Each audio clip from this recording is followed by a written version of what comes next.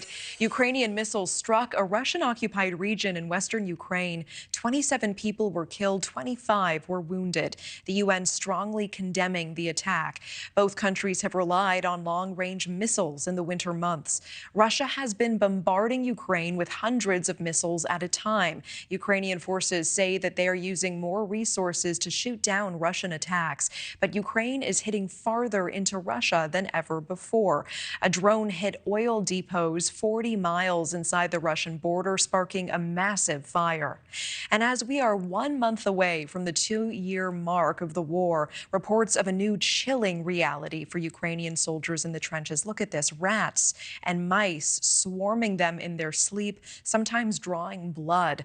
Now, weeks ago, Ukraine's military intelligence reporting an outbreak of what it's calling mouse fever, soldiers getting sick in the trenches. Joining us now to discuss the very latest on the war is Washington Democratic Congressman Adam Smith. Congressman, thanks for joining us tonight. Well, thanks for having me. So the Biden administration is saying that without aid from the U.S., the war could be over soon, with Russia overtaking Ukraine. We know there is a $60 billion bill on the table. Where are we with negotiations? Well, first of all, I don't know that the war would be over. Russia would press the fight, and Russia would get a distinct advantage. But Ukraine has shown no sign of giving up. But absolutely, the situation is dire because they're not getting the aid and assistance that they've been getting for the last almost 2 years. The package right now is tied up in Congress. The Senate is negotiating and is trying to get a supplemental package out that would have Ukraine aid, as well as, crucially, updates to border policy to help deal with the immigration crisis that we have in the U.S. And that's the sticking point, is getting an agreement on border policy. We have the votes for the Ukraine aid package, but the Republicans have decided to link it to border policy, and that debate is what's holding up the aid to Ukraine right now. Yeah, do you think you can get the deal done, given that Ukraine is linked to the border?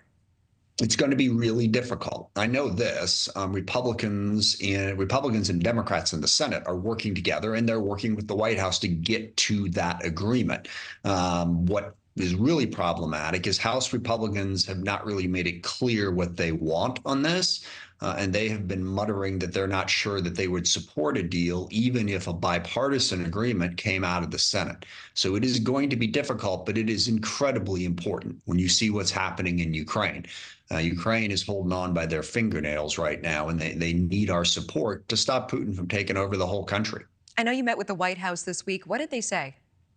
Well, we actually had a good meeting with the White House and also with top leadership, Democrat and Republican, in the House and the Senate. So Speaker Johnson was there, Majority Leader Schumer, as well as chairs and rankings on the key committees. And look, we had a very good discussion. And I'll tell you, there was unanimity in that room about the need to support Ukraine. And frankly, there was also unanimity about the need to toughen border policy, given the migrant crisis that so many parts of our country face right now.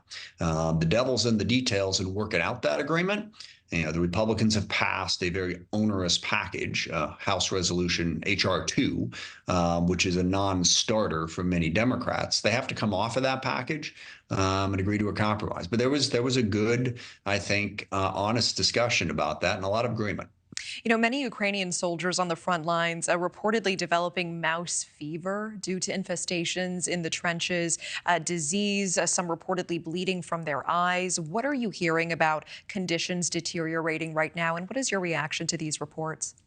Look, it's horrific. And my biggest reaction is this shows what President Putin and Russia have done and what they've chosen to do. Ukraine did not threaten Russia in any way. Putin chose to launch this brutal war on Ukraine because he wanted to subjugate Ukraine to Russia. And there's no evidence that he would stop at Ukraine. He's putting similar pressure on Georgia and Moldova, and he's pretty much said he wants to reestablish the old Russian Empire under the Soviet Union.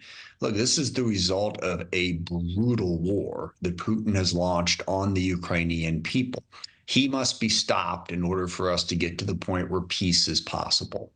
We are low on time, but I do want to get your quick reaction to this in just about 15, 20 seconds, because for the first time, we know that Zelensky is expressing concerns about a Trump presidency because of the former president's relationship with Putin. Is that a legitimate concern? What would you tell Zelensky?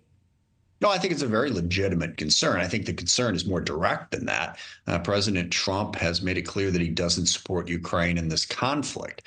And I think there's cause for considerable concern if Trump got into the presidency. Now, what the motivation for that is, there's a whole bunch of different guesses out there.